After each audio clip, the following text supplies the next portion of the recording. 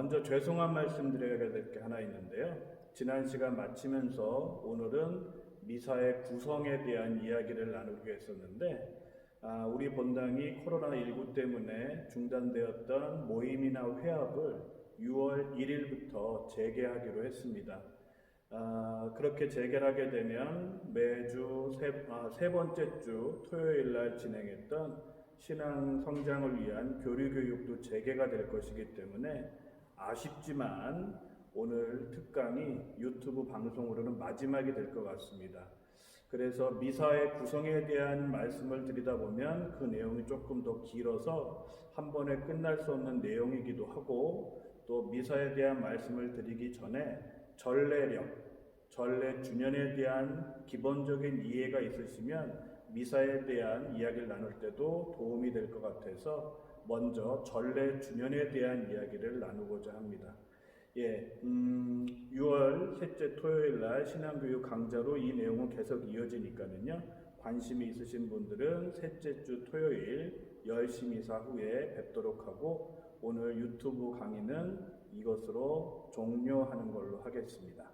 오늘 시작 기도는 늘 그랬던 것처럼 성경 말씀을 봉독하는데, 오늘은 특별히 시편 90편의 말씀을 중간 발췌해서 시작 기도로 바치도록 하겠습니다. 성부와 성자와 성령의 이름으로 아멘. 주님, 당신께서는 대대로 저희에게 안식처가 되셨습니다. 산들이 생기기 전에, 땅이며 누리가 생기기 전에, 영원에서 영원까지 당신은 하느님이십니다. 정령 천년도 당신 눈에는 지나간 어제 같고 야경의 한 때와도 같습니다. 저희의 날수를 셀 줄 알도록 가르치소서. 저희가 슬기로운 마음을 얻으리이다. 돌아오소서 주님, 언제까지리이까? 당신 종들에게 자비를 베푸소서. 아침에 당신의 자애로 저희를 배불리소서. 저희의 모든 날에 기뻐하고 즐거워하리이다.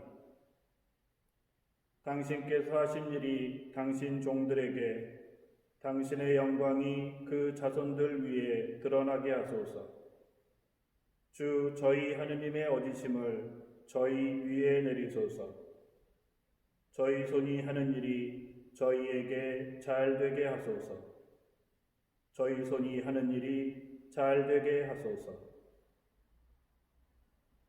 성부와 성자와 성령의 이름으로 아멘. 오늘 시편 90편을 시작 기도로 봉독한 이유는요, 시간에 대한 이야기이기 때문에 그랬습니다. 하느님 눈에는 천년도 하루 같고, 또 우리가 살아가는 이 시간이 우리에게는 너무나 길어 보이기도 하고, 또 지나간 시간을 보면 허망하게도 보이기도 하는데, 신앙의 눈으로 보게 되면 그 시간들을 거룩하고 또 구원의 시간으로 만들어주시는 주님을 만날 수 있다는 것이 바로 시편의 가르침입니다. 그렇기 때문에 시간을 셀 줄 아는 능력이라는 건 단순히 하루, 이틀, 사흘 이런 산술적인 계산이 아니라 매 순간마다 우리에게 다가오시는 주님의 구원을 느낄 줄 아는 그 신앙인의 마음을 가질 수 있게끔 해주신 것에 대한 감사의 마음을 표현한 것이 바로 이 시편입니다. 바로 교회 공동체도 이러한 시편의 저자와 마찬가지로 우리가 살아가는 이 일상적인 시간을 어떻게 하면 하느님과 하느님의 그 구원 의지, 그리고 그 구원 의지가 직접 표현된 예수 그리스도의 탄생과 순환과 부활을 어떻게 우리 교우들이 잘 느끼면서 살 수 있을까를 고민하다가 바로 아까 말씀드렸던 교회의 달력이라고 하는 교회력, 전례 주년을 만들게 됩니다. 바로 이 전례 주년은 그러한 목적, 바로 우리 인간들의 일상의 시간을 성화시키는 데 목적이 있고, 그 성화된 시간을 보내면서 우리들은 하느님의 구원을 깨닫고 또 그 구원의 길에 동참하게끔 되는 것이 전례 주년의 목적이라고 할 수 있습니다. 자칫 매년 1년마다 돌아가는 반복되는 전래주년이 지루하게도 느껴진다라는 말씀을 하는데, 똑같은 성경 말씀, 똑같은 전래를 한다 하더라도 그 말씀을 듣고 또 그 전래에 참여하는 우리의 일상의 삶이 늘 변화되기 때문에 하느님께서 주시는 그 말씀과 전래의 의미들은 늘 새로울 수밖에 없습니다. 바로 오늘은 그러한 전래주년에 대한 이야기를 나누면서 이 일상이 어떻게 하느님의 구원의 길에 함께할 수 있는지를 같이 고민하고 또 그러한 삶을 살아가도록 다짐하는 시간으로 삼았으면 합니다. 전래주년이라는 말은 말 그대로 1년을 구원의 신비를 묵상할 수 있는 시간으로 꾸며주는 하나의 달력이라고 할 수 있습니다. 아마도 많은 교우분들이 상식처럼 잘 알고 계신 내용일 겁니다. 이 전래주년에서 가장 중요한 두 개의 기둥이 있습니다. 바로 그 기둥은 성탄과 부활입니다. 바로 성탄과 부활을 중심으로 해서 다른 전래의 기념일들과 시기들이 결정이 됩니다. 그렇다면 성탄은 12월 25일로 고정되어 있는 날입니다. 바로 고정축일이라고 하죠. 그리고 이 12월 25일 성탄을 중심으로 해서 주님의 오심을 준비하는 기간, 대림 시기를 정하게 됩니다.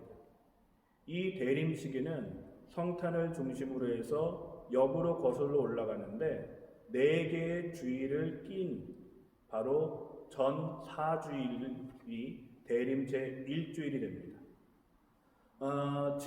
지금 우리는 2020년을 보내고 있는데 대림 시기는 2019년이었죠. 2019년의 대림 시기는 언제였을까를 한번 찾아보시는 것도 아마 이 전래주년을 이해하는 데 도움이 되실 것 같습니다. 이 대림 시기를 4주일 보내게 되고 그 다음에 성탄의 기쁨을 맞이하게 됩니다. 이 성탄 시기는 언제 맞춰지게 되냐면 주님 세례 축일로 맞춰지게 됩니다. 이 주님 세례 축일은 올해 같은 경우에는 1월 12일이었습니다. 이 1월 12일 주님 세례 대축일을 마지막으로 해서 이제 성탄 시기가 맞춰지게 되고, 그리고 이 성탄 시기가 끝나게 되면 연중 시기가 시작이 됩니다. 이 연중 시기는 대개 5에서 7주간 정도가 지나게 됩니다.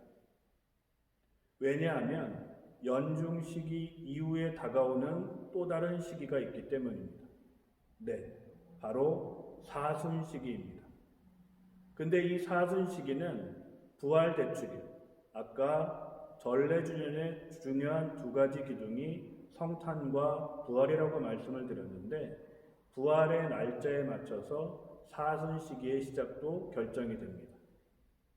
사순 시기는 잘 알고 계신 것처럼 재의 수요일로 시작이 됩니다. 이 재의 수요일은 어떻게 정해지느냐 하면 먼저 그 중심이 되는 부활이 어떻게 정해지는지를 알아야 합니다.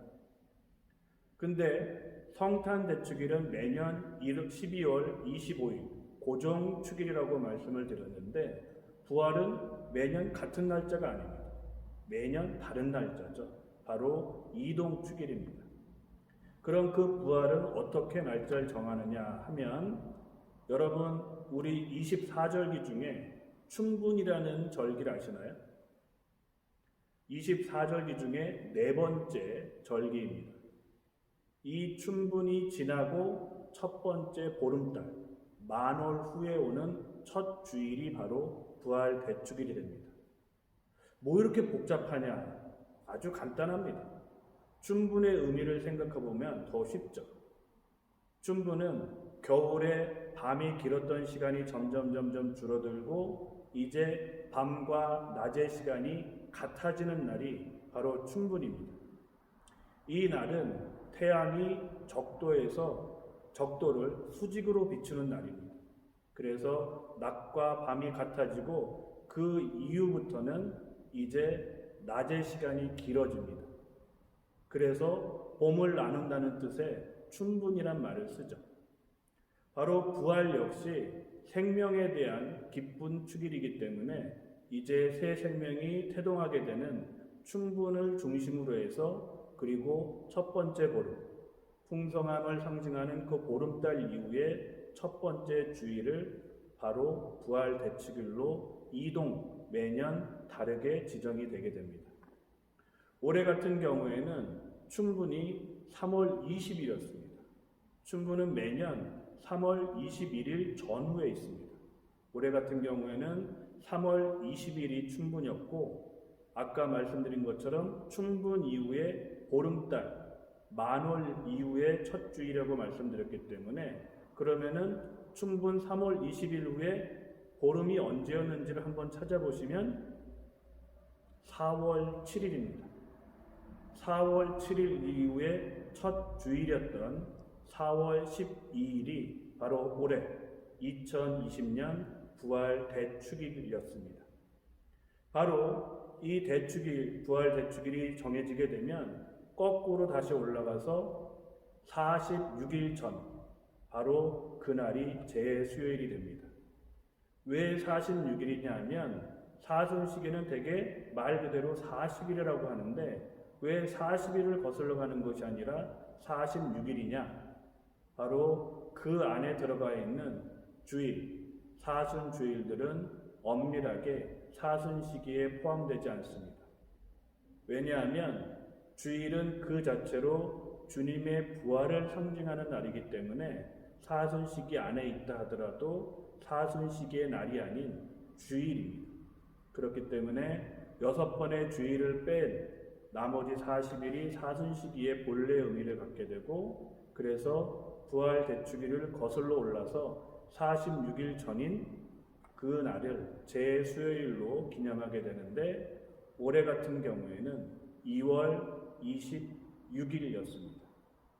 바로 이 제수요일부터 시작을 해서 사순시기, 부활을 준비하는 시기를 우리가 보내게 됩니다.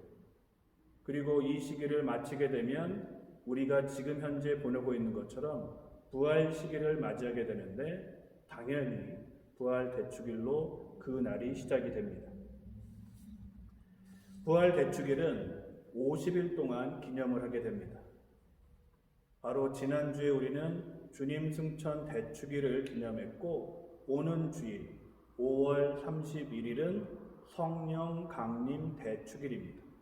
바로 이 성령 강림 대축일이 부활 시기의 마지막이 되고, 그 다음 올해로 치면 6월 1일이 연중 시기의 또 다른 시작이 됩니다. 그래서 사순 시기 이전에 있었던 연중 시기와 부활 시기를 마친 후에 연중 시기는 두 가지로 나눠지게 되는데, 부활 대축일이 이동이고, 따라서 사순 시기의 시작의 날짜가 다르기 때문에 첫 번째 연중 시기는 5주간이나 7주간 정도의 시간으로 유동적으로 변하게 됩니다. 두 번째 시기인 이 연중 시기 두 번째는 주님 승천 대축일 지나고 성령 강림 대축일 이후에 시작된다고 말씀을 드렸고, 다시 대림 시기가 시작하는 날 전까지 이 연중 시기가 이어지게 됩니다. 이렇게 보면 대림 시기, 성탄 시기, 그리고 연중 첫 번째 시기, 그리고 사순 시기, 부활 시기, 그리고 연중 두 번째 시기, 그리고 다시 대림 시기로 이어지는 전래 주년의 순환이 완성이 되게 됩니다. 이 전래 주년 동안에 우리는 특별히 매 미사 때마다 그 시기에 맞는 말씀과 전례를 거행하게 됩니다. 대표적으로 제수요일 날은 바로 죄를 머리에 바르는 예식, 그리고 회개에 대한 말씀을 나누는 성경 말씀을 봉독하게 되는 것이 대표적이라 할 수 있고, 매 그 전례 시기와 그 날에 맞는 성경 말씀을 중심으로 해서 말씀의 전례를 거행하게 됩니다. 말씀의 전례를 구성하는 것 역시 아주 간단합니다. 주일은 3년 주기로 돌아갑니다. 그래서 매일 미사책 첫 표지를 보게 되면 올해 같은 경우에는 2020년 가해라고 되어 있습니다. 바로 그 횟수를 3으로 나눴을 때 1이 남으면 가해, 2가 남으면 나해, 딱 떨어지면 다해가 됩니다. 2020을 3으로 지금 한번 나눠보세요. 그러면은 나머지가 1이 될 겁니다. 그래서 올해는 가해가 되는 것이고, 이 가해에는 주로 그 주일에 복음의 말씀을 마테오 복음을 봉독을 합니다. 그리고 나해에는 마르코 복음, 그리고 다해에는 루카 복음을 봉독을 합니다. 그리고 그럼 요한 복음은 언제 읽나요? 네, 지금 우리가 보내고 있는 부활 시기에 주로 요한 복음을 봉독하게 됩니다.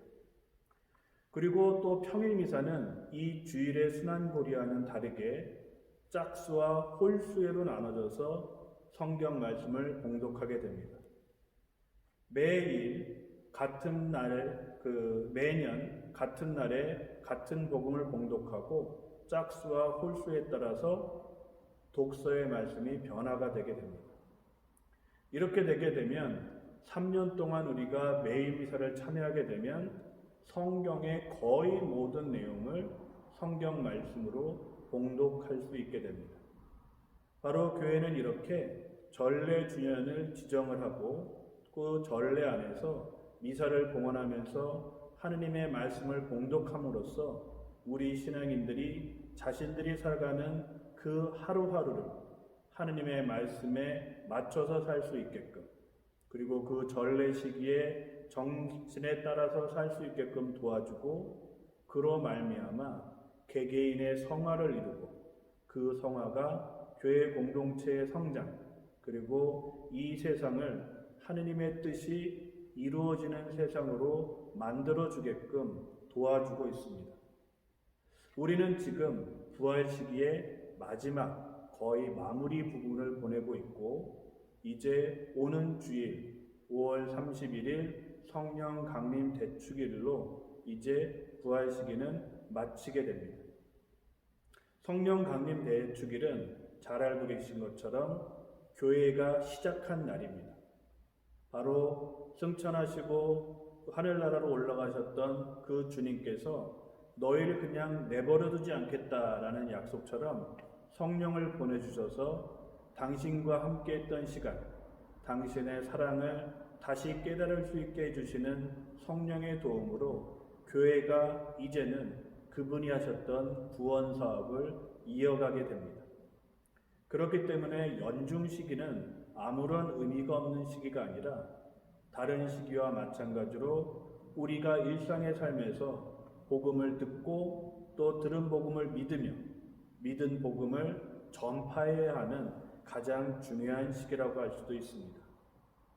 이제 우리가 살아가는 매일매일이 아침에 해가 뜨고 저녁에 해가 지는 그냥 무의미한 날이 아니라 이 매일매일이 주님께서 나를 위해 마련해 주신 날이며 나 역시 누군가를 위해 이 하루를 봉헌할 수 있을 때 참다운 성화, 전례 주년의 완성이 가능할 수 있을 겁니다. 매일매일 모든 분들이 주님의 축복 속에 사시며 그 축복을 또 이웃들에게 전하는 참다운 주님의 사도가 되는 삶이 되시기를 바랍니다. 감사합니다. 아쉽지만 오늘로 특강이 마쳐진다고 말씀을 드렸고요. 어쩌면 제 개인적으로는 정말 부끄럽고 감사한 시간이었습니다. 제 스스로도 제 강의를 한번 다시 모니터링하면서 얼굴이 빨개지는 것을 한 번도 어긋난 적이 없었습니다. 비밀이지만 제 강의 중에 누군가 손가락을 뒤로 아래로 하는 비추를 하시는 게 있는데 그게 누군가 하면 바로 저였습니다. 제가 보고서 너무나 부끄러워서 누를 수밖에 없었습니다. 마지막까지 그러한 부끄러움을 간직하게 돼서 죄송하고요. 하지만 이 강의 부족한 내용을 여러 가지 다양한 화면으로 아름답게 꾸며주셨던 우리 이 카메라 뒤에 계시는 우리 김미식 다리아 자매님께 진심으로 감사를 드립니다. 한 번도 얼굴을 보여주시진 않았지만 늘 카메라 뒤에서 바쁜 시간임에도 불구하고 애써주신 다리아 자매님께 우리 모든 분들과 그리고 교회 공동체 우리 백석동을 대신해서 감사를 드립니다. 이제 6월 셋째 토요일 신앙 성장을 위한 교리교육 시간에 뵙게 되기를 바라고요. 아직도 조심스러운 코로나19 끝까지 서로가 나 자신과 이웃들을 위해서 조심하는 마음속으로 잘 지내시고 건강한 모습으로 뵙겠습니다. 감사합니다. 마친 기도로는 영광송 바치겠습니다. 성부와 성자와 성령의 이름으로 아멘.